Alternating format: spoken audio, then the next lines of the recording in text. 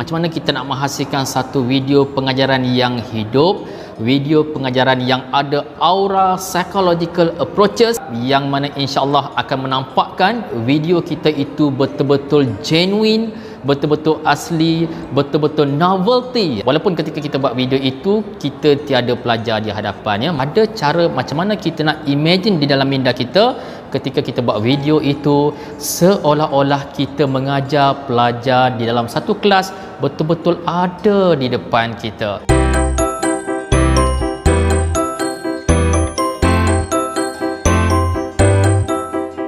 Bismillahirrahmanirrahim. Assalamualaikum warahmatullahi taala wabarakatuh, dan salam sejahtera kepada semua calon-calon IPG seluruh negara.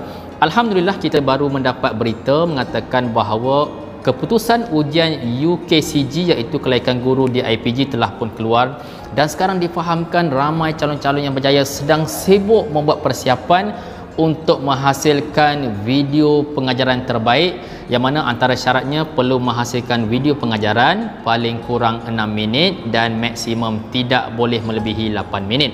Dan pada hari ini saya nak berkongsi dengan anda bagaimanakah cara 3 tips penting macam mana kita nak menghasilkan satu video pengajaran yang hidup, video pengajaran yang ada aura psychological approaches, yang mana insya-Allah akan menampakkan video kita itu betul-betul genuine, betul-betul asli, betul-betul novelty, keaslian ya, novelty yang baik. Walaupun ketika kita buat video itu kita tiada pelajar di hadapannya, maklum sajalah bila kita buat rakaman untuk video pengajaran IPG ni, mungkin di hadapan kita itu sofa, almari, televisyen dan sebagainya. Walaupun begitu, sebenarnya jangan risau, ada cara macam mana kita nak imagine di dalam minda kita ketika kita buat video itu seolah-olah kita mengajar pelajar di dalam satu kelas betul-betul ada di depan kita. Tips pertama adalah kita kena bayangkan, letakkan di dalam minda kita ini sejauh manakah murid-murid kita ini akan menggunakan tenaganya untuk memberi perhatian terhadap ilmu konten pendidikan yang kita sampaikan. So dalam konteks ini, kalau di hadapan anda itu ada sofa,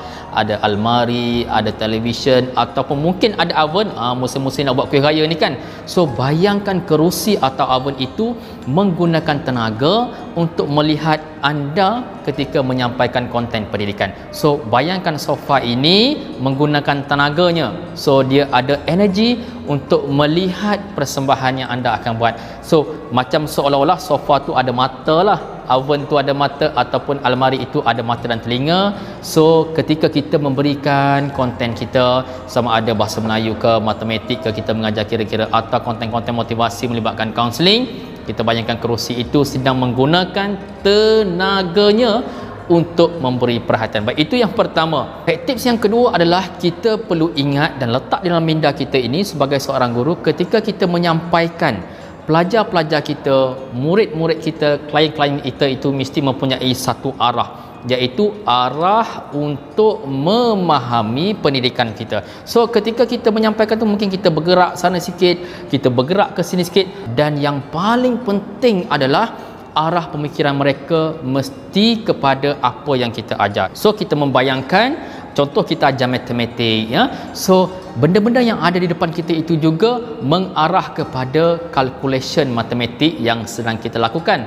Itu contohnya. Kalau kita menyampaikan konten counseling tentang kejaya contohnya, kita bayangkan yang ada di depan kita itu juga memikirkan perkara yang sama apa yang kita sampaikan, iaitu kita ingin membina satu hubungan yang jelekit antara guru juga dengan murid-murid kita. So benda-benda di hadapan kita itu kita bayangkan mempunyai pemikiran ke arahnya. Kata kuncinya ini arah apa yang kita sedang sampaikan. Baik, itu yang kedua. Dan yang ketiga yang paling penting adalah kita sebagai seorang guru, kita mesti bayangkan, kita mesti fikirkan, kita mesti menampakkan sejauh manakah pelajar kita itu dapat melakukan perbuatan tersebut, iaitu apa yang kita ajar tadi. Kita sebut nombor 2, mereka fokus kepada kita, terarah ke arah kita. So kita kena ada bayangkan agak-agaknya tenaga yang mereka ada ni berapa lama mereka dapat pay full attention. Jadi perlunya yang ketiga ini, kalaulah dapat dalam tempoh 8 minit itu anda cari apa-apa tools, alat yang related dengan konten bidang yang anda minta, subjek yang anda mohon, supaya ada satu suntikan kreativiti. Contohnya guna apa-apa alat untuk membangkitkan, menyuntikkan kembali tenaga pelajar-pelajar kita supaya mereka fresh kembali. Satu poin yang cukup penting, kita kreatif, wujudkan satu alat untuk menampakkan apa? Supaya attention pelajar itu dapat disegarkan balik. Tenaga yang nombor satu saya sebut tadi dapat dipulihkan kembali. Sebab apa? Bila kita menjadi guru, satu perkara yang kita perlu ambil kira adalah tenaga murid kita untuk memahami, menangkap, memperolehi dan dapat buat apa konten yang kita ajar. Kalau tidak, kita akan syok sendiri. Kita rasa kita dah mengajar bagus, kita rasa kita dah buat konten yang terbaik, tetapi kita tak ambil kira tenaga murid kita, maka mungkin kita rasa saja mereka faham. Sebenarnya dalam minda mereka tak faham sangat pun ya. Jadi amat-amat penting ketika kita membuat VP, video pengajaran ini, walaupun tidak ada murid di hadapan kita, kita masukkan 3 elemen psychological approaches ini di dalam jiwa kita sebagai seorang guru yang bagus untuk memastikan seolah-olah video yang kita hasilkan itu real. Bila panel tengok video kita pun, ketika penilaian dilakukan, mungkin panel tertarik sebab apa?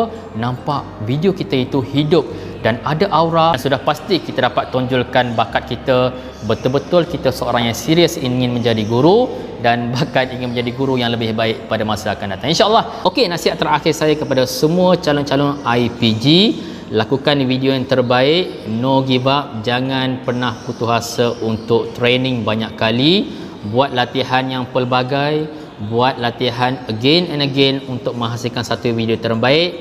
Dalam hidup ini selalu saya sebut, memang kita perlu letih untuk mendapatkan sesuatu yang lebih baik pada masa depan kita, insya-Allah.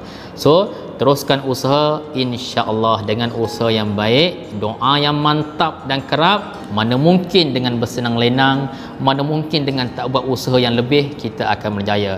So, jangan pernah putus asa, buat latihan video pengajaran banyak kali, repeat again and again, dan insya-Allah anda dapat menghasilkan satu video yang terbaik. Dan akhir sekali saya doakan hasrat anda untuk menjadi guru yang hebat pada masa akan datang tercapai, dimakbulkan oleh Allah. Amin, amin, amin, amin.